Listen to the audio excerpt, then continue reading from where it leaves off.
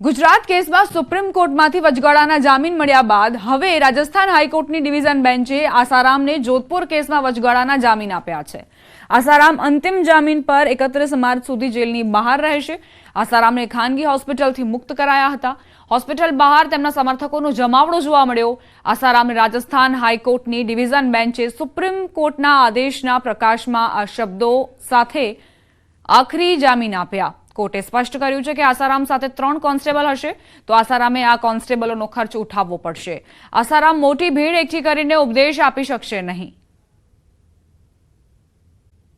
કેન્દ્રીય ગૃહ અને સહકારિતા મંત્રી અમિત શાહના ગુજરાત પ્રવાસનો આજે બીજો દિવસ છે, જેમાં તે વિવિધ વિકાસલક્ષી કામોના ખાતમુહૂર્ત અને લોકાર્પણોના કાર્યક્રમોમાં હાજરી આપશે। કલોલ વિધાનસભા વિસ્તારમાં વિવિધ વિકાસના કામો, ખાતમુહૂર્ત અને લોકાર્પણ કાર્યક્રમમાં ઉપસ્થિત રહેશે। ગાંધીનગરના અંબોડ ખાતે કાર્યક્રમ યોજવામાં આવશે। 200 કરોડના ખર્ચે બની રહેલા નવીન બેરેજનું ખાતમુહૂર્ત, માણસા સર્કિટ હાઉસનું લોકાર્પણ, ગોલથરા ગામે પણ હાજરી આપવાના છે। વિવિધ સરકારી યોજનાના લાભાર્થી કેમ્પની મુલાકાત, નારદીપુર ગામે રામજી મંદિર ખાતે દર્શન કરશે। ભજન મંડળીઓને સાધન વિતરણ કરશે। કલોલ સાણંદને જોડતા 4 લેન કરવાના કામનું પણ ખાતમુહૂર્ત તેમના હસ્તે કરાશે। કલોલમાં નવીન ઓડિટોરિયમનું લોકાર્પણ તેમના હસ્તે કરાશે। વિકાસલક્ષી વિવિધ કામોના ખાતમુહૂર્ત અને લોકાર્પણની યોજના છે।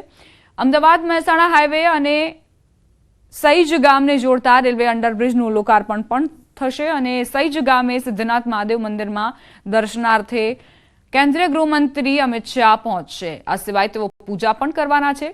શેલ્બી હોસ્પિટલના કાર્યક્રમમાં પણ તેઓ હાજરી આપશે। ગુજરાતની પ્રથમ બોન બેંકનું લોકાર્પણ કરશે।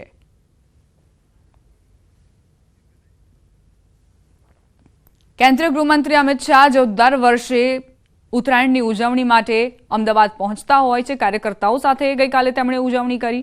કાલે પણ તેમના જે વિવિધ કાર્યક્રમો રહ્યા, સૌથી મોટી પોલીસ લાઇનનું ખાતમુહૂર્ત તેમણે કર્યું।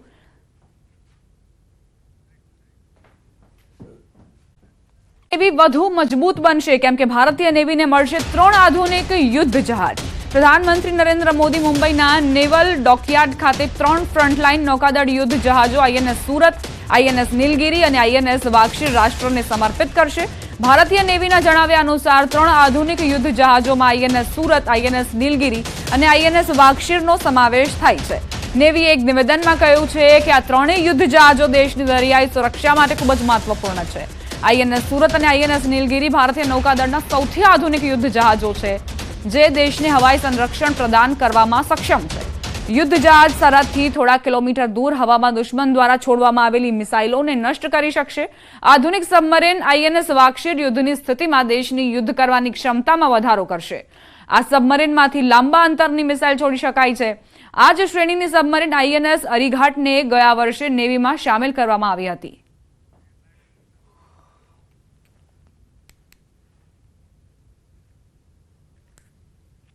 ભારતીય નેવીને મજબૂત બનાવવાની દિશામાં આગળ વધી રહ્યું છે દેશ।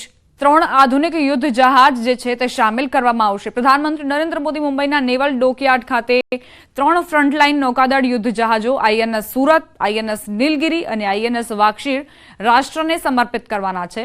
ભારતીય નેવીના જણાવ્યા અનુસાર 3 આધુનિક યુદ્ધ જહાજોમાં આઈએનએસ સુરત, આઈએનએસ નીલગિરી અને આઈએનએસ વાક્ષીરનો સમાવેશ થાય છે, જેનાથી નેવીની જે ક્ષમતા છે, જે શક્તિ છે, તેમાં ઓર વધારો થશે।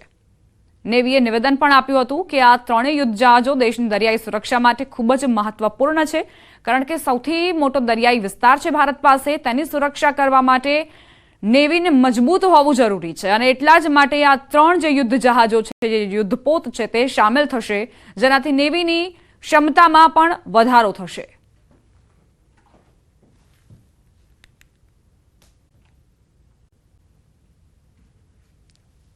અદ્ભુત, અવિશ્વસનીય, અકલ્પનીય આસ્થા અને સંસ્કૃતિથી છલકાયો પ્રયાગરાજનો મહાકુંભ।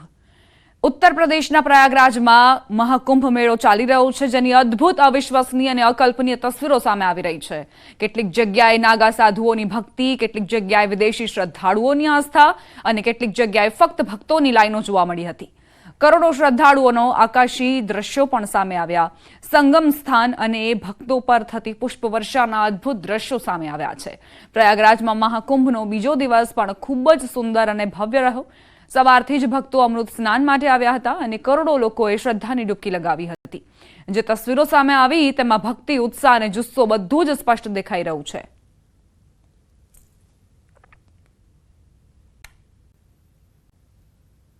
મહાકુંભનો આજે ત્રીજો દિવસ છે। હજુ પણ શ્રદ્ધાળુઓ મોટી સંખ્યામાં પહોંચી રહ્યા છે। 2 દિવસમાં 5 કરોડ લોકોએ આસ્થાની ડૂબકી લગાવી। મંગળવારે મહાકુંભના પહેલા અમૃત સ્નાનમાં લગભગ 5 કરોડ ભક્તોએ સંગમમાં ડૂબકી લગાવી। ભક્તો સ્નાન કરી રહ્યા હોય એવા આકાશી દ્રશ્યો સામે આવ્યા હતા। શાહી સ્નાન સવારે 6 વાગે શરૂ થયું અને સાંજે 6 વાગે સમાપ્ત થયું। આ સમયગાળા દરમિયાન જૂના અખાડા સહિત તમામ 13 અખાડાના સંતોએ સ્નાન કર્યું। સ્નાન કર્યા પછી લોકો પ્રયાગરાજથી પાછા ફરવા લાગ્યા। રેલવે સ્ટેશન અને બસ સ્ટેન્ડ તરફ જતા રસ્તાઓ પર ભારે ભીડ જોવા મળી। પ્રયાગરાજ રેલવે સ્ટેશન પર પગ મૂકવા માટે કોઈ જગ્યા બચી ન હતી। લોકોને હોલમાં રોકવામાં આવ્યા છે।